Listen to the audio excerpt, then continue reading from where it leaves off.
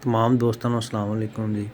मेरे चैनल ते वेलकम। तो अज तुहानूं विखावांगे असीं जिहड़ा बंदे ने पुल वाला कब्रस्तान है इहदे च सफाई दी की हालात है। देखो हुण मैं मेन जिहड़ा गेट उत्थों अंदर वड़िया सामने कूड़े दा ढेर लगा है। देखो ते कब्रस्तान है माशाअल्लाह। देखो जी कूड़े दा ढेर है, कहने दा मतलब है कि सफाई सुथराई किन्ने करनी। तो अगे तुहानूं मजीद विखाना है कि देखो असीं मड़ के इत्थे आना है तो असीं जिथे मड़ के असीं आना है उत्थे ही जे रहना। असीं साफ सुथरा नहीं रखते माहौल नूं ते फिर लाने ते साडे ते सारे लोग उन्हां दे अपील है कि जेह्ड़े भी इत्थे आंदे ने तो छापड़ छुपड़ जो भी फुल पान आस्तै लैके आंदे ते छापड़ दोबारा कोई बाहर जाके कूड़ादान सुट्टेआ करन, ना कि इत्थे देखो इत्थे अग्ग लाई। ते अग्गे मजीद तुहानूं विखावांगे ओह बादशाह आह्ला जो ना इक वाकया तुसीं सुना होएगा कि एक जिहड़ा बादशाह सी ना एक रियासत सी उहदे लोग हर नवें साल च जनाजगा हालात फिर भी थे ठीक है। तो उस रियासत दे लोग सी पहले साल जिहड़ा भी कोई बंदा दाखल हुंदा सी ना उहनूं अपनी सल्तनत दा बादशाह बना दिंदे सी। तो इंज फिर बादशाह जिहड़ा है ओह अपनी मौज मस्ती लग जांदा सी।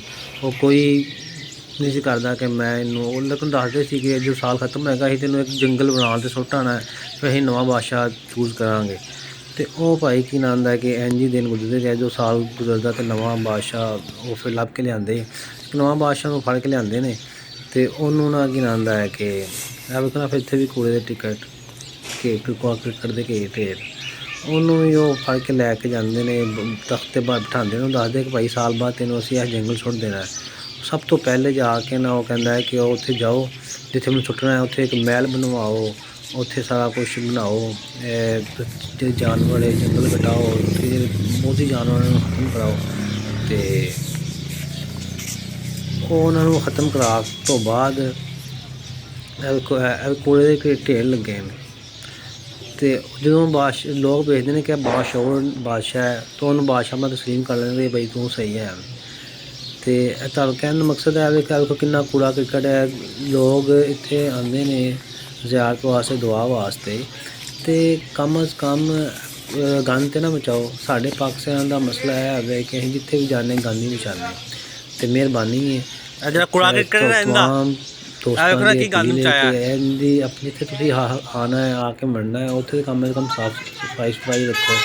मेहरबानी हो गया। देखो पानी का प्लान लगा सी, फिल्टर है भी टुट गया खत्म हो गया। देखो मेन गेट दूसरी तरफ इत्थे भी कूड़े के ढेर है बिल्कुल। तो किन्ने करना, असीं ही करना, किसी ने बाहरों आके नहीं करना। फिर असीं कहने हुकूमत सही नहीं।